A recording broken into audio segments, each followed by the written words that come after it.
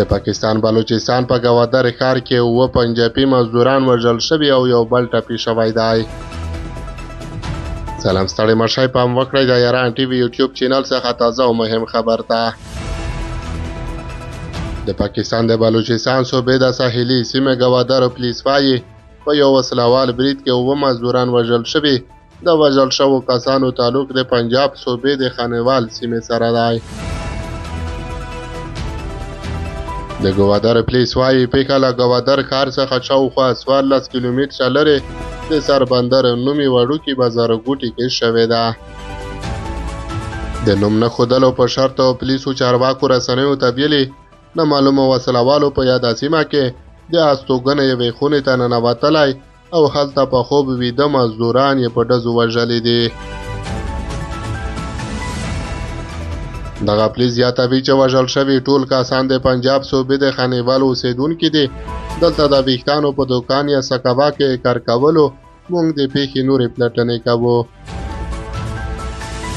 د چارواکي په وینا داسې معلومیږي چې د یادو کسانو شناخت او د استوګنې ځای له اوله معلوم کړل شوی او وروسته وژل شوي دي.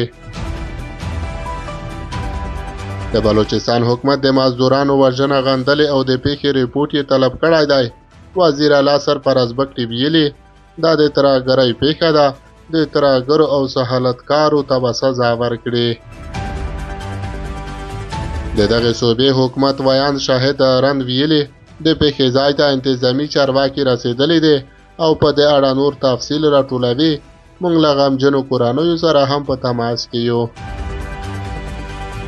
په تېره یوه میاشت کې په بلوچستان کې دا شاوخوا دریمه پیښه ده. د چارواکو په وینا د پنجاب سره تعلق لرونکي کسان له شناخت وروسته وژل کیږي. د اپریل په 28مه هم د پنجاب د فیصل آباد سره تعلق لرونکي 2 کارګران د تربت په تم په سیمه کې په ډزو وژل شوي وو.